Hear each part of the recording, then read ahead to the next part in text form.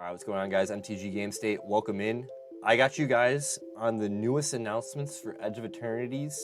We have MagicCon Vegas fully underway, which is kind of crazy. And from that, we got reveals on Edge of Eternities and Avatar: The Last Airbender, plus a couple of other things for Magic the Gathering going forward. If you're new to Magic or you don't even play but you're interested, I think this is going to be a good jumping on point coming off of Final Fantasy X MTG. Just because this is not an IP crossover set anymore. We're going into straight real stuff for MTG. And the first sci-fi crossover at that. So this is going to be a long one. Stick in. Here we go. All right, so what are we doing here? What's the move? What's the vibe? Real quick, I just wanted to say we are in the middle of, today is June 20th, 2025. We're in the middle of the first day of Pro Tour, first day of Las Vegas MagicCon. And they announced some cool formats coming up with Magic cards. So announcing Commander play events featuring Sealed and Two-Headed Giant. So get ready to go play Commander with friends both old and new at your local game stores, aka your LGS. On the Wizards Magic the Gathering website, you can locate your LGS, but you probably know where your comic book store or local card store is at any rate anyways. But if you don't, now you know. Starting with Edge of Eternities, we'll be launching more specialized Commander events at participating Wizards official stores, WPN game stores. These offer new ways to play and new ways to earn special promo cards, previously called Commander Party promos. These can be earned at any eligible Commander play events, starting with Edge of Eternities. That way you can score sweet promos regardless of your preferred way to play Commander. These new play events include Commander Box League and Two-Headed Giant Commander Night. Here's everything you need to know ahead of the time. So Commander Box League is basically going to be, you're going to construct a 60 card deck out of the context of a single play booster box and any number of basic lands. You can include, I'm going to skip all of this because this is just like cool, like flop. You can include anything open inside your play booster box, but not any promos you receive. That means you can include the contents of any box topper packs, but not a buy a box promo. So in review, you crack a box, you and your buddy crack a box, and then you build a 60 card deck out of whatever you can from the box. Your deck can include multiple copies of cards you open with the same name. You ignore the color identity rule in deck building. Playing any legal commander you open, then fill your deck with the cards of any color. Okay, so this seems like it's just actually, I should really reread. This is going to be, you build a commander deck that's 60 cards without worrying about the commander's color identity. That's actually pretty sick. I think the professor might have done this for box battles. Whatever. You ignore the color identity rule in the deck building. Play any legal commander you open, which is a legendary creature. Then fill your deck with cards of any color. The color identity of your commander still applies to cards like Arcane Signet to explicitly refer to the color identity. Games are played in pods of 3 to 4 players with normal commander rules. You start at 60 life, track commander damage, and so on. We previously hosted these kinds of events at MagicCons, and we're excited to bring them to your local game store. So this will be happening at your Edge of Eternities pre-release on July 25th to the 31st. So next month. Pretty cool, pretty cool. And then also, there's going to be Two-Headed Giant Commander Night. Usually Two-Headed Giant is an event that you would do at a pre-release or like a special type tournament event. So, looking to share the joys of Commander with your friend at Two-Headed Giant Commander Nights, players can join forces in 2-on-2 games. Here you'll team up with another player of your choice or be paired with another attendee for some casual multiplayer games. This is usually like kind of a fan favorite. It's not like no one's really playing Two-Headed Giant outside of the game store. I'd say Two-Headed Giant Commander is really fun to do at the LGS, especially at pre-release. Definitely get at it if you can, because there's going to be rewards for getting into these types of events. And it seems like now just they're making these all general vanilla events at the game stores for Magic Nights, which is nice. So find your local game store. I'm not going to do it for you. Real quick, collecting Edge of Eternities, a first look. I wanted to just talk about Edge of Eternities. They released, we got some spoilers. We got a little taste of what's coming up. I have a video we're going to watch, 20-minute video, kind of crazy. But I think it's going to be pretty sick. I just want to go over the finances of what's going to be happening, what the packs are, what the set codes and all that are. So expansion symbols, this is going to be the main set, I believe. This is probably going to be the special set within a set logo. Looks like we got special guests returning. And then this could be the Commander expansion set. So Edge of Eternity set code, I was right. Edge of Eternities Commander set code. Okay, that makes more sense with the shield. And then Stellar Sights set code, which is a set within a set. Special Guests set code, which is a set within a set. So Edge of Eternities is legal in all formats. The Commander, Stellar Sights, and Special Guests are Commander, Legacy, and Vintage legal. Okay, that's cool, and we'll see what these are, probably in spoilers as the months move along. Website for Edge of Eternities right here. Can I click it? August 1st is the release date. We talked about this last week, actually, so we were already ahead of the curve. And then I just want to see the MSRPs. A play booster will go back down to $5.49. Perfect. Collect your boosters will be $24.99. A commander deck will be $44.99 if we're lucky. And then a bundle for all of your a bundle, which is like a bundle box, will be about $53.99. Most interesting. So, okay, important dates.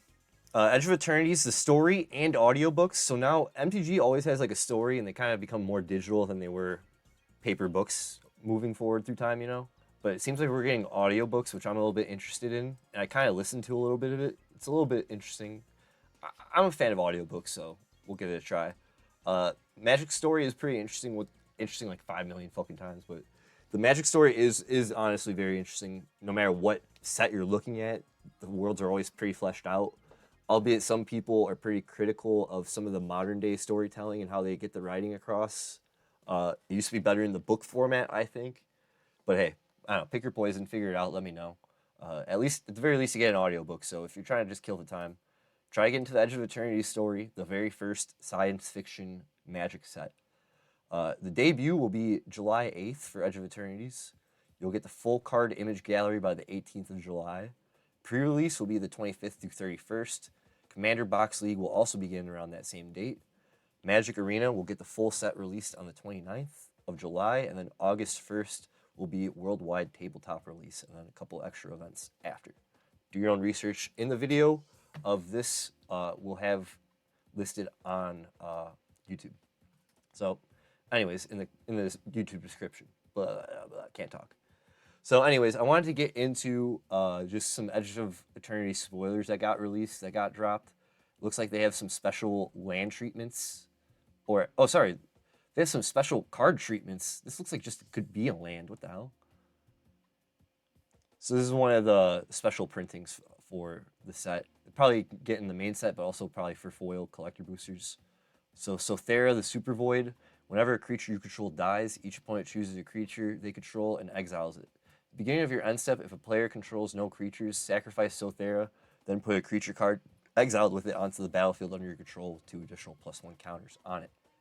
What the hell? Whenever a creature you control dies, each opponent chooses a creature they control and exiles it. Then at the beginning of your end step, if a player controls no creatures, sacrifice this. Wow. So it's kind of like a reverse Gonti. I like that. And so the Sothera system is where the plane we're going to be on for Edge of Eternities. The video we're going to watch next will cover a lot of what I'm kind of not filling you all in on. But I wanted to just get hyped on what we're looking at here. So the Sarima. When the Sarima enters, search your library for a legendary creature card, reveal it, put it into your hand, then shuffle. Station. Tap another creature you control. Put charge counters equal to its power on this spacecraft. Station only as a sorcery. It's an artifact creature at 7+. Station, 7+. Flying. Other tap legendary creatures you control have indestructible, and it's a 5/5. So this is kind of like a different concept on vehicles. Doesn't look like we're going to be crewing vehicles to turn them into creatures. It looks like we're going to get them as an artifact first. And then there's going to be a special criteria called Station. Tap another creature you control and put charge counters equal to its power. So this is kind of like a different type of way to crew. And our Station reminder is here. When we get to 7+, we'll get this creature ability. So it's kind of like a prototype crew hybrid ability I'm seeing here. I don't know, pretty interesting. A little extra legs, though. What I was hyped to see was the Tezzeret art we were seeing when they teased the big return to him. We got him back as a colorless Planeswalker. He's not blue. Whenever an artifact you control enters, put a loyalty counter on him. He has a 0 untapped target artifact or creature. It's an artifact. If it's an artifact creature, put a +1 counter on it. -3, search your library for an artifact card with mana value 1 or less. Reveal it, put it into your hand, then shuff. And then -7, you get an emblem with, at the beginning of combat on your turn, put 3 +1 counters on target artifact you control. If it's not a creature, it becomes a 0/0 robot artifact creature. I thought that was really interesting. Thought that was cool. Pretty cheap entry for a cool Planeswalker story character. Sammy, Ship's Engineer, was spoiled. I saw this in the Discord. Shout out Meat Juices, aka Hida. He dropped this in the Discord. I thought this was cool.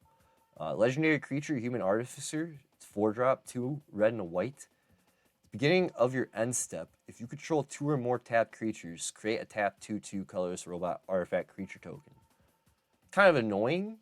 I can see this, but it's in red and white, so I'm wondering where we're going to be. But we are getting Artificer as a creature type, so we're going to see that probably around red, white, and blue for sure for Artificers. Okay? And then last but not least, we're getting a new land type, but they do have the type of lands in them, so they're fetchable, which is beautiful, and that means Standard and Modern are going to pop off if these are good. So, as this land enters, you may pay 2 life. If you don't, it enters tapped. Oh, it's just the Pain lands. Okay, my bad. We got fetchable Pain lands. What the hell? Yeah, not bad. It's just what the hell? It's just the fetch lands. I'm tweaking out. My bad, guys. It's just Breeding Pool, Sacred Foundry, Godless Shrine. Holy crap! You act like I've never played this game before. I had these cards. Stomping Ground. Okay, so these are gonna be stupid cheap. These are like $15 cards. So these might go down a bit now that they're in Standard. What the hell? And I believe these are the allied colors. I don't think these are enemy colored fetch lands. Wow, you got me fucked up, guys. So those are the spoilers. We're just going to keep moving. Last but not least, since MagicCon, they announced Avatar: The Last Airbender spoilers. I'm not going to go over this whole crazy article. It's like a little bit too long because we got more to keep up with. But we're getting art by Brian Konietzko, the creator of Avatar, so one of the illustrators of Avatar: The Last Airbender. My apologies. And I thought this was really cool because this is it's not a Wooburg. It's only 4 colors. So we're getting Ang, however you want to say it. Flying, Firebending 2. Whenever you Waterbend, Earthbend, Firebend, or Airbend, draw a card. Then, if you've done all 4 this turn, transform Avatar Ang. Crazy.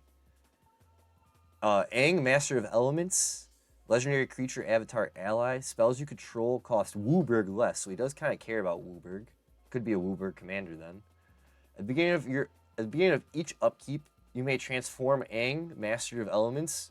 If you do, you gain 4 life. Draw 4 cards, put 4 +1 counters on him, and he deals 4 damage to each opponent.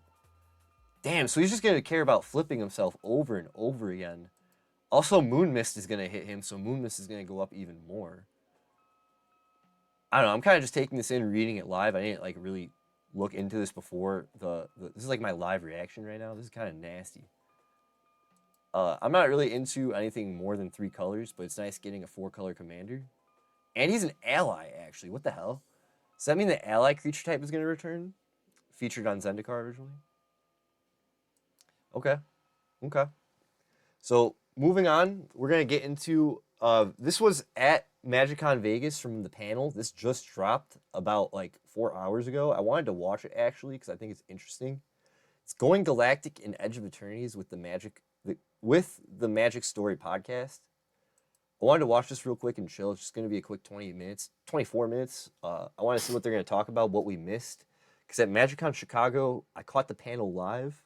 That was really interesting, really cool. And we talked about it at MTG Game State. So we'll keep it up on this one. And I'll catch up with chat. And we'll all talk and hang. So let's see what's going on, see what we missed. If you can get to Vegas, here we are. This is my experience with you. You kind of do need a doctor in Magic to understand this, Wheels. I've been playing for too damn long. Sir, looks like we've got a request for access to the Eternity column.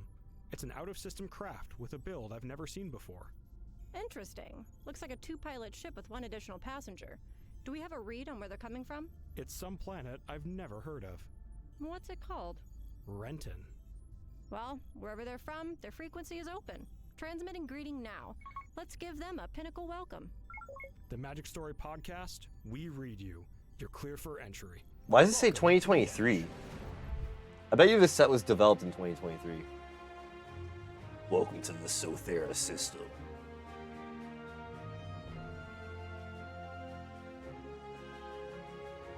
What the hell?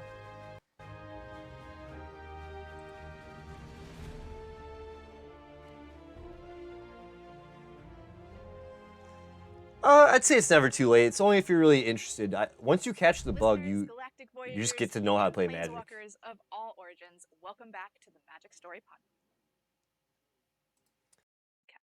where your guide And we're to the lagging? Plains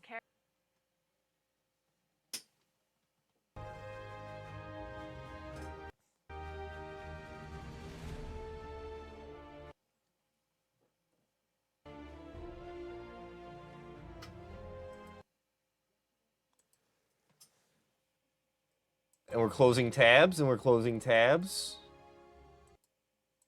And we're closing tabs. listeners, galactic voyagers, and planeswalkers.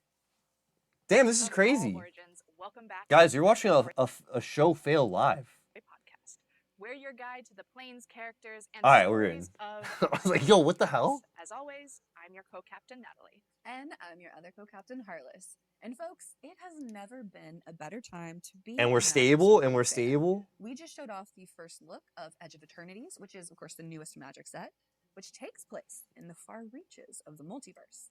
Yeah, Now, they it don't only they don't shows off like a handful of doing cards draft in and the Pro set. Tour. Some of I those can already guys. feel I myself like doing being the drafts. pulled into the I love story. doing draft. I think it's Pulled one of the best in? parts Are of we sure Magic. that isn't the black One of my hole favorite parts in of the center of Pro that Tour as scene? well. Okay, that could be part of it. But the main reason is that this set is just very cool. And that's I'm in the why we audio put world? story front and center. So following the preview panel at MagicCon Las Vegas, we released the Planeswalker's Guide and the first episode of Edge of Eternity's main story. which But is yeah, written this by Pro the Tour seemed pretty good. season. A And to lot make a sure lot of as many pros, people a lot as of new possible names can as well. experience I it, saw we at the beginning partnered because with I watched the professional first like voice actor hour, Jesse Inakala like on to and off. narrate the entire main story and all of the side So this is the guy on the It's a audiobook. novel Okay, work that's of magic crazy. fiction for you to listen to I at listened to a little bit of Right. the audiobook, Now, with like a audiobooks couple of rolling out over seconds. the next couple days, we want to make sure everyone is prepped for their journey into the Edge. Now, normally, this is where I'd say join us as we head into the multiverse. But this time, we're Damn, going Citrix, the a guy little bit misplayed. That guy might get How about kicked out. join us as we head They'll catch to it. the Edge of Eternities. They'll redo it. Let's go with that.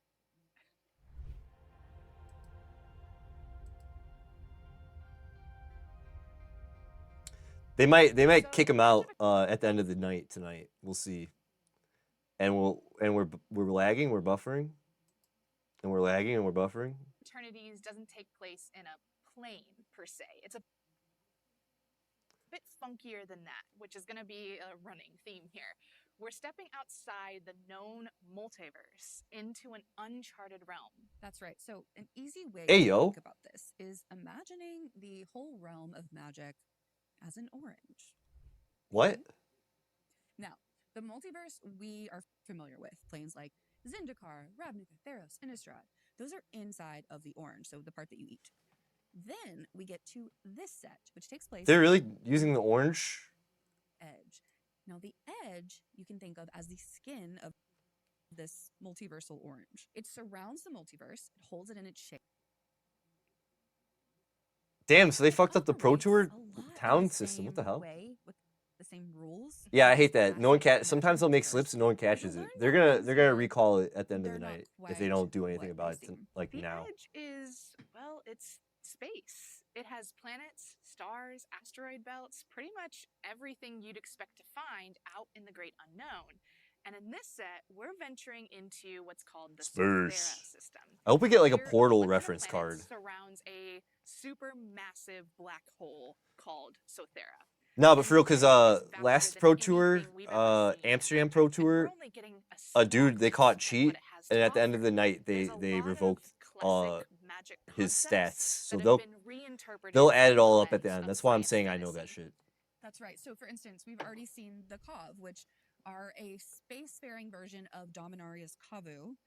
Now, while past Kavu were kind of these like mindless At beasts, These are a grizzly. Everyone was really of excited seeing the monsters. Kabus come back. And This with was insects, though, revealed like on at Ravnica, MagicCon here, Chicago. they're Oh, and then the terrible bug for guys plants too rather were than they told us about sticking to them the too. sewers. And I love seeing the ways that different forces are reacting to the unique challenges of deep space. And in the story, the two largest forces are the summists and the monoists. These are cosmic Heyo. faiths that are locked in an interstellar war. Now, the black hole at the center of the system Sothera is the latest battleground Whoa. in this interstellar. Yo, this war. set is actually looking hyped on the Monoliths story. are feeding this black hole in hopes that it consumes all the planets surrounding it, while the summists are fighting this entropy. I love this art. and Everyone's they're going crazy at currently this trying to in reignite this black Chicago hole and turn MagicCon. it back into a star. Hey, look, I'm prone to doom scrolling as much as the next person, but I have to wonder, why exactly do the monoists want to turn everything into black holes? And how are the summists enforcing this, like, anti-entropy doctrine? Fair questions. We're getting some Warhammer type space people.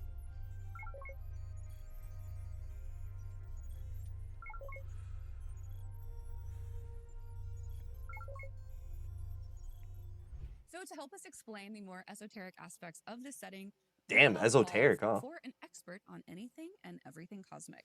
And we certainly got one, with world building game designer Laurel Pratt joining us for this interstellar adventure. Laurel, welcome to the podcast for the very first time. Thanks for having me, you guys. So tell us a little bit about what you do here at Wizards. So I started my journey at Wizards. World building game designer. I Let's moved go. on to Aether Drift for a bit, and then I was brought on to the Edge of Eternities to do both card concepting and later And we're lagging. to lead creative text writing. So tell us a little bit about what card concepting entails. So card concepting is when we That's crazy where we're lagging. What's going on with my internet? take mechanics that game design gives us, individual cards, and then we look at the world building that's already been done. So big shout out to Miguel, by the way, he was the set lead for this set. And we look at how best we can sort of marry these two things together. How can we exemplify the world building that we've put a lot of work into and make it make sense with these mechanics? I absolutely love card concepting. I think it's so fascinating. I know Neil, we talked a little bit with Neil about it when we did Bloomborough and a couple other sets, and it's just so We gotta much we gotta goes dive into in on it, this and one. It really has to, like you said, it has to fit in the world, but it also really has to make sense with that mechanic. And so what a challenge to do that for, I mean, hundreds of cards per set? Yeah. In like a 4-week period, I want to say that I'll read about like 80 cards. Damn, what the Wow, hell? that's a lot. Wow, it's a It's a lot. lot. Yeah. Hugely important job. And so I'm hoping This is a to be pretty able to cool talk job, a little bit actually. more about these two warring faiths going on, the monoists and the summists. What can you tell us about them? So much. Let's look at the She wrote all the monoists cards. first. So they would describe themselves as an entropic death cult. Their faith sort of centers around this idea of the next Damn. eternity, which is this kind of Elysian world that they believe exists when you fall into a supervoid or a black hole. Now, most people would tell you that falling into a black hole kills you, and they would tell you that's the point. Adam But they Paquette, would one of my also favorite tell you that artists. inside this black hole is kind of their idea of salvation. It's sort of this embracing of fatalism. So if everything is someday going to collapse down into these black holes, then they would almost rather view that process as like a guiding hand towards a perfect world rather than some sort of inevitable tragedy. Yo, I want a Now, magic mug. What question. the hell? Is it that they feel that, is this like the ultimate test of faith, where they aren't really sure what's on the other side of that or what happens next? And they're completely like accepting this blind faith that because this is inevitable, that it's right and they should just submit to whatever happens after that? Or is Whatever it just happens, the happens sheer type act life? of flinging themselves into the black hole and just going with what they know is already going to happen? Or maybe a combination of both? I think that there is quite a bit of blind faith mixed in there. You know, they're, despite being called the monoist, probably not a full. Yo, we're getting a lot of Adam In Paquette art. fiction, Let's we'll go. see, I don't even think they a told us he character did sort of this. wrestling Or I with wasn't paying some attention to chaos. artist credits But early in on. general, they really do believe that this next eternity is waiting for them. They have this, most of their belief comes from this mythic figure that they have who's called the Immortal Faller. Supposedly the first one to fall into a super void. The Immortal Faller caller has a song. Oh, He's damn. said to be Guy's able pardon to the be lag. heard, like divined from every super void. And I think sort of the idea there is that everyone will follow their own path, but they'll eventually all come and they'll unite on this final note of this song. And this final note is maybe the next eternity? Or the final note Or the- of this yeah. song. We're getting some like Yeah. Tolkien with the What about the the songs and other, shit. I'm seeing that. like the exact opposite of the monoists here, called the summists? The summists, if the monoists want to collapse everything down into one point, then the summists are expansionists. And I don't just mean that in a like taking over other people's planets kind of way. I mean, they might. Yeah, these guys seem but kind of like their bad actual guys. ideology is around literal expansion. So they're combating the collapse of these super voids. Warhammer- and in fact, sometimes Warhammer even faction. attempting to reignite them into stars. Their goal is this idea of increasing the greater sum. It's this sort of utilitarian calculation that they run that they will put more out into the world than they will take away. That Which art sounds also really looked nice on the pretty surface, sick. But in that This is sort all of stuff that we've already dogmatic seen, and though. unequivocal I'm way, it seeing can be some new kind of ish. applied to kind of justify anything. But we're so getting long as as the far as like outcome is world greater and where we're than at what is though. taken This is all away. new, like It's just math, information is what wise. they would tell you. And what Visually they've though, certainly we're told seeing their kind of a lot of the initiates. same stuff. It's interesting because I feel like that's also just like But I'm very excited about the driven audiobook. I'm to not be even gonna like, lie. I was like, my yo, I caught on to that existence right at away. I all was like, audiobook? costs, right? Like the continuation of the human race at all costs. And it's almost like baked into our DNA. It's like survival instinct is a big part of it, right? So I think that's just so fascinating. Yo, the how Kavus it's in so space is going to go hard. I think different. they're going to Yeah, be red, yeah, green, land I destroy just as think well it's for the fascinating that commander. it's all about math. Like There's you also said, only 2 whereas, like, commander this decks is, this year. they think Or for very this set. logical. You know, Yes, it's like very pragmatic. Very Yeah. black and white for Yeah. them, for certain. Yeah, yeah, it's just fascinating. But the summists and the monoists are not the only ones with their eyes on the supermassive prize here. There's one familiar face out here in the edge. They're really trying focusing to on the turn summists our and attention monoists, to which is just Tezzeret. the mono white and mono black faction. Yeah, what's going on with this guy? Pardon me, excuse me, sorry. Natalie, as we've mentioned before on the podcast, you have a bit of a special connection to Tezzeret. So tell us again, remind us how you first met this guy. So Tezzeret was actually the very first planeswalker that I ever opened in a booster pack. Oh, And what the I heck? remember thumbing through the cards. This was like many, many years ago, and I saw this mysterious cyborg-looking guy. I knew nothing about Magic with this cool robot. Yeah, Tezzeret's cool, hand, and it badass, but he's a bad guy. It made me want to know. You know, I wanted to know everything. Good about planeswalker him, actually for and artifacts. It was this awesome moment that kind of kicked off this Magic story journey. Like that's where I started, which of course brought me here. And we're lagging? So we kind of have Tezzeret to thank for this podcast existing. Which it makes, I think, a total of 1 good things that Tezzeret has. Find ever out he's not a done. great guy, but yeah. Is this going to be more podcasts with Pretty these two? much. That'd be pretty cool. And open and shut bad guy wherever, whenever he shows up. I'm in the squeaky chair. Now, Tezzeret, from birth, has had I've an never seen that affinity art before in for my 2 life. What the things hell? And 2 things only, and that is, of course, metal and crime. The former, he Also, used I've to never augment seen this his art before in my body life with either. all What the hell? sorts of enhancements, which led to that robot arm that drew you in. And the latter helped build an interplanar crime syndicate. No big deal. He soon found himself in the service of a familiar master.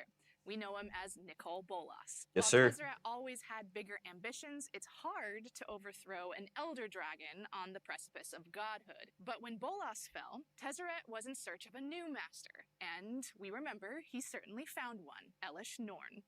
And what a lucky connection that was. Yeah. Being very sarcastic here. Yeah. Damn. So Tezzeret was being torn apart, not emotionally. This man has never felt remorse in his life, but because of a massive artifact that he'd absorbed. He's Iron Man. So he made a deal with Elish Norn. He's She bad guy had no Iron Man, idea. basically. He would ferry For his those of soul you who into don't the really, multiverse, like, and she would aren't keeping provide up. him with an They're talking about bad guy indestructible Iron Man. dark steel body. So Tezzeret did eventually get that dark steel body, even if it nearly killed him. This would be a great podcast as Now I'm he's talking about striking stuff like out this, on his though. own, which means, well, more crime and more technology. And now we're wondering, you know, like, what are his plans now that he's in this far out setting? This might surprise you, but it's more crime. Oh, Okay, he arrived in the Edge by yet unknown means, and immediately just got Oh? into that criminal business, making connections. Planeswalking's illicit not around trade, anymore, and they had the all the good planar stuff. bridge I'm not shit, surprised. but he didn't take that. So how'd he get there? And I love that for him. We really do. His victims, not so much. It's nice to have a black and white baddie sometimes, you know? Yeah. Like yeah. we don't have to say, well, but nope. We Nope. just go, oh, it's Tezzeret doing bad stuff. He just wants to go rob. He And wants to commit now, crime. in fact, has his sights on something grander on the horizon. Oh, he's like kind of like gonna be like the space but bounty bad guy. I Okay, he's can't like a tell you Jabba the any more Hutt than maybe. that, because if I did, he would Not come my- to my house my- and kill me for giving him away. So instead, My brain's we're cranking. just gonna have to read the fiction to find out. what Pardon he's me. up Excuse to. me. Pardon me. But he has hired a couple of scum of the earth scoundrels to get that work done for him. Sounds very Tezzeret. This type of people. Very Deseret. Yeah. Space bad on guys. The topic of Tezzeret, Yo, why you look old as revealed shit, this card homie? at MagicCon Las Vegas, but I just have to bring it up here. This Tezzeret Cruel Captain. This is, of course, the Planeswalker card for Tezzeret in the set. This is the first time we're seeing a colorless Tezzeret Planeswalker. He's Yeah, I mono I blue, pointed so that that's super out. Didn't I exciting. point But that what out? I really, as usual, want to draw your attention This is a to cool- is we the didn't see art this before. itself. I mean, Yeah. it's just really. I love this pose. He feels more in power here than we've Oh, really seen him before. Absolutely. Like He looks like Damn. he's not under someone's heel for yeah, once. yeah. Like check out that new dark steel body that he's got. You know, like he's And we're looking lagging? cooler than ever at this point. This is going to be a great addition. They all to seem that pretty whole impressed by scenario the art. That was table, kinda crazy. Is all I have to say. Oh, I'm ready. I'm ready. Absolutely. And really a power. That actually is pretty Yeah, impressive. Never mind. absolutely. Quite the That's lead sick. he's got going on Yo, there. why I does kind of- Tezzeret have good I art? actually think I kind of have a similar card. Yeah, No, yeah. hold on. No, this is his throne. Absolutely. Yeah. You know, it This almost is my throne. it's Yeah. almost as powerful of a sit as Ob Nixilis. I was just about to say in from Streets of New Capenna. Mhm. Yeah, like that just gives Ob Nixilis vibes. Like That's my favorite sitting in a chair card, I have to say. with the suit and everything. Yeah, Oh, yeah, so yeah. good. This pose right So here. it sounds This like pose. Everyone in the Edge is just trying their absolute. So why do best to people hate be a Planeswalkers so phenomenal much? Like the card. Commander Rules Committee didn't I've really like seen them. a handful of cards Uh, from the set, and they Planeswalkers really make the give game you, kind of like, a clunky. sense of Sometimes just they the leave you exposed scale. to where Yeah, people just bully them off the absolutely. And board. you see Sothera When they do lingering in the work, it background makes the of turns space go for on like basic 30 hand minutes. cards or massive I run a ships Planeswalker on deck, so I know spacecraft this. I'm not cards. like This is being larger mean. than It's just pretty like much it's just the truth. anything we've seen But in a lot of the Magic, reason and why that's they just don't what we like showed off at Planeswalkers is MagicCon Las a lot of Vegas. Magic Now players that think we've they met the suck power players of in that Sothera, format. I want to talk about But they what also, they're when fighting they're for. actually good, Oh, they it's just nothing take a major, it's long just time, and the they're fate of really hard existence to is all. remove No when big they deal. are good. It's like they're like either really shitty because everyone bullies them off the board, or they're like still on the board, no one dealt with So it, and the they're annoying. Monoliths and the I, Summits I have think been that's why battling they for don't, why the control rules of committee at Sothera, that the time Super Void. before The Wizards Monoliths took want to over feed and grow didn't this like black hole, while the Planeswalkers. Summits are trying to Good question, reignite good the question. Super Void and turn it Good back question, into good a question. star. So to put that a little more crass, we have throw everything into a black hole and defeat the inevitable crawl of entropy. I'm in the Those squeaky are pretty chair. high level conflicts, right? But if you hear it from the Monoliths and Summits, like they have their reasons. Certainly. And there's a really interesting, I think, dichotomy between them. I mean, as we've said, on paper, these goals are very opposed. But when you kind of look at the motivations and the methods behind it, you actually kind of start seeing Dang. some parallels between the two. Both Yo, of Magic them cards in seeking space to kind of collapse, rocks. Seeking to expand, are doing I like that art. so That's the main for bad this guy. purpose of kind of losing themselves in a grander call. So there's almost like a loss of Sorry, clearing out identity, all I the think, 5,000 going on things in front of here. my face. On one side with the Monoliths, it's like very apparent. They are literally losing themselves to these super voids, literally feeding them. On the other side with the Summits, we almost have this kind of giving up one's personal autonomy. I like the in favor math of references we're getting in their names too. this grander sum. Also, they we're talk pausing of, real quick. This Let's pause to let calculation this that thing they're catch doing, up but since it in is both- just kind of being all weird. But I like what we're seeing right here with the the two main factions, the Monoliths and the Summists. The Summists are, it's looking like the mono white faction. It seems like it's going to be a mono-colored faction set instead of like 2 colors, 3 colors, whatever. So the mono white faction set looks like they're kind of going to be like a very expansive territorial gaining for Super Earth type vibe place or type vibe of people. And then the Summists, or sorry, the Monoliths, who are trying to give everything into the black hole and just eliminate everything into nothing back to how it started. Probably like pre-Big Bang if we're talking our world concept. I just think that's really interesting because then we have the red, green. So maybe we have 2 mono factions with 2 dual colored factions for our 4 factions, actually. What the hell? both cases, You guys see what I'm saying? they're If you've kind been of doing your research on allowing this set, great ideals to dictate their lives, and taking almost comfort in that. They are trying to redefine because the these Kabus really are gonna be, cosmic I don't think scale just green. ideas, I think they're gonna be green red, that, and like then fate and entropy into things that are everything else is gonna more be comforting and palatable, I guess. like So blue the white. Summus and the Monoist really Maybe these take guys might center be. stage in the main story. This could be We'll black meet members green, maybe. of both I don't know, faiths but who, when their paths cross, begin to doubt a lot of times the what they've cards' been raised to believe. colors in the Yeah, art we've seen will massive conflicts like this hint before, but it's really at been its more color black pie. and white, and we see that in a lot of media. Watery right? Grave Here's the person you're supposed to reprint. What the hell? root for. Here's the person you're supposed to root against. But this is a clash of ideologies with two people who believe they are ordained by the universe to carry out these actions. And I think a lot of people in the Edge are trying to grab the reins of destiny, like for themselves. Yeah, everyone's trying to right? fight for this Whether black hole. That's Sammy Oh, what the trying to hell? scrounge up some work, or the Summus seeking clarity through their faith. It reads like a response to that question of This art's what sick. role What do the we hell? play in the vast multiverse? Absolutely. Now, that moment where you question what your duty is, not just to your community, but to existence, that's a pretty complex thing. It's amazing to see Magic grapple with that. Now, science fiction and science fantasy has historically examined these really tough questions through the lens of stories. Magic isn't just embracing the aesthetics of sci-fi, it's jumping into the reason that it Whoa. exists in the first place. which That's I hyper absolutely realistic. love. That's sick. So I name dropped a character just a moment ago, and that character is Sammy. And Yeah, let's just say, actually did we haven't talk about him talked before? about them yet? What could you tell us about them? Sammy is one of our POV characters from fiction. Hey, yo. But This is gonna in be a like world with you zealot in knights the and game, this literal death character. cults, Sammy is a little bit more of a relatable POV for the reader. They are here to do a job. They took an entry-level position. We looked at the maybe spoilers, not Sammy, actually already, entry, too. But they took a position that then ballooned way out of the proportion of the initial assignment, as things, are wont to do in a sort of a sci-fi type story. That being said, I'm just going to say what I think we're all thinking. The thing that we really want to talk about with this character, because yes, they are here to do a job, but they have a personal motivation. They're like a outside. Luke And I'm not Skywalker gonna character, lie, I feel like, got for the brought set. in to read this fiction at the final draft. I actually hadn't touched it up until then. I was brought in for like a lore check, and you would not Lore believe check. the immediate investment I had when I found out that this character, spoilers for the very first chapter, is looking for their lost cat. Oh, what? It seems. Aw. It seems very. Guys, spoilers. But my God, If I you're gonna get the really audiobook, enjoyed it'll be the linked in the Eternities video Divine Mind. description. Oh, I would too. Spoilers. I would too. Absolutely. Natalie and I have not been quiet about the fact that we have cats. Oh, what? We are maybe a little obsessed with. A little different type of John I Wick read that, story. And I said, I don't need sleep. I don't need to stop work at a reasonable time. I need to know if they find their cat. Well, that's a true question. Did we find the cat? Like that's what we really want to know. Let's be real, That's right? what I really Yeah. want to know. Let's Yeah. be real. Yeah.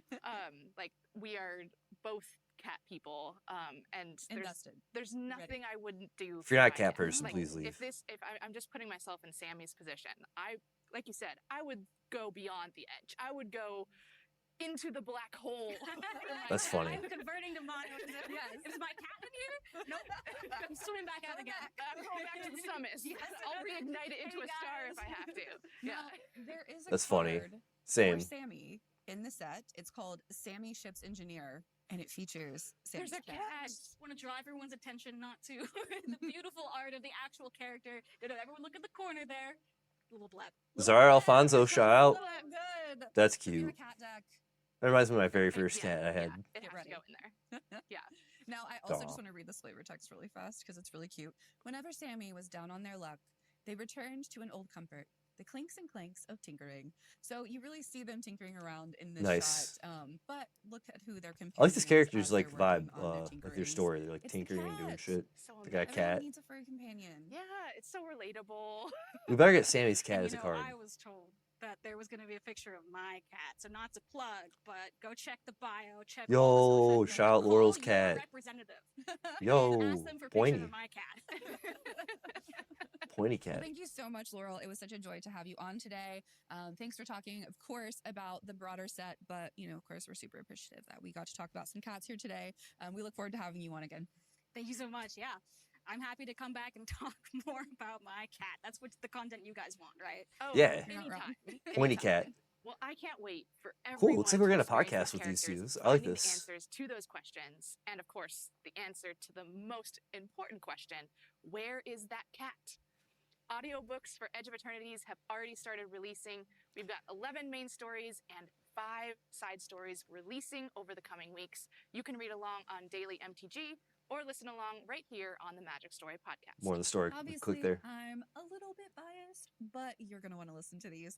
Jesse did a phenomenal job. Jesse with the Inokalia? characters. So I excited actually for listened to Jesse some of this. do He has a because good deep he voice. really This guy's got a takes you into good. that Yeah, he's gonna be a good wild narrator. space that Sothera occupies. And if you want to be among the first to see the cards in the set, you can watch the set's debut on July 8th and pre-order the set's products from your local Okay, game we'll store. cover online July 8th. retailers like Amazon and elsewhere Magic products are sold. Thank you for joining us on this trek outside of the multiverse this time. We'll see you out there among the stars. And until then, have a magical day. All right, so the Magic Story podcast. I'm actually kind of liking that. I just want to click this link. Is this a YouTube page we could subscribe to? Oh, this is their link tree. Okay, guys, we'll post this in the. Who we got checking in here? Yoda Master here. Yo, welcome into the stream. We just got a shit ton of information on Magic Story. There's gonna be an audiobook if you're into the audiobook. Guys, here's the link tree for Magic Story podcast. I'm definitely gonna be checking that out later. Cause that seems interesting. Moving through though, now that we know what's going on with that, we have just final couple information and then we can get into just hanging out. We're gonna be having 2026 MagicCon lineup has been announced. I just want to watch this kind of funny little quick video. So we'll just pause the music again. Here. Yoder. What's up, brother?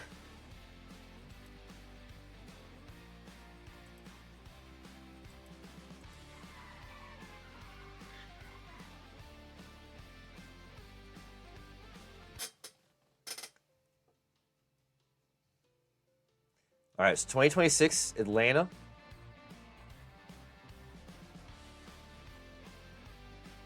Okay.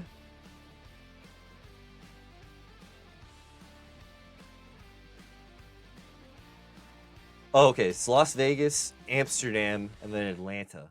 This will be 2026 MagicCon lineups. No Chicago was like a gigantic missed opportunity, realistically. That kind of upsets me. But either way. So we just got told that you could do new types of Magic card drafting. There's going to be the draft a box format where you create a commander deck of 60 cards, ignoring technically your commander's color identity and just put whatever. Not ignoring the color identity, but you could ignore the one of rule in your box. So you could put multiple cards in your deck as long as they fit your color commander, your commander's color identity. So that was pretty cool. So now we have another new format dropping, a 4-player draft format. What is Pick 2 Draft? So Pick 2 Draft is our dedicated 4-person draft format, and its name tells you everything you need to know. It's designed to be played with 4 players as opposed to draft's usual 8-person pods. If you have a group you usually play Commander with, Pick 2 Draft is a great way to mix up your Magic nights. Maybe we could try this with the Discord. So Pick 2 Draft events, but we have to be in real life, so we'll figure this out. Pick 2 Draft events play out similarly, I can't read that word, to other draft events, but with a few key differences. When you open your first play booster, you take 2 cards from it and pass it to the left. You repeat this process, taking 2 cards each time and passing to the left until there are no more cards being passed. Then you open your second play booster, pick 2 cards, pass to the right. You do the same for the third play booster, taking 2 cards, passing to the left, and repeat this process of flipping left-right. After you've completed the draft, you build a 40-card deck out of cards you've drafted and any number of basic lands. You'll then play against one of the other drafters, with the winning players from the first round pairing up and the other 2 players also pairing up, so like round robin style. The winners walk away with the greatest prize of all, bragging rights plus prizes from the official event. So you could try picking up these events at your local game store, it seems. You may already have.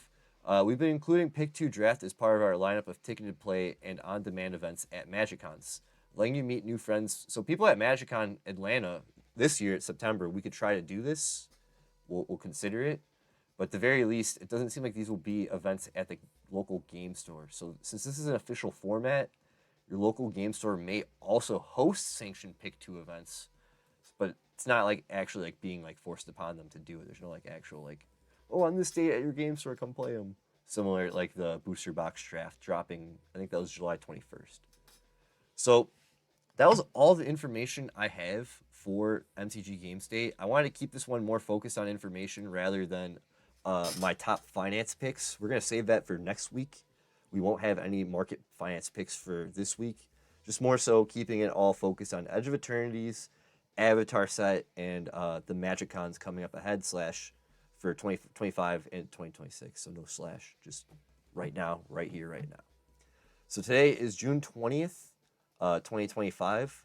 You could watch the VOD uploaded on June 22nd. June 21st, 2025, which will be this Saturday, tomorrow.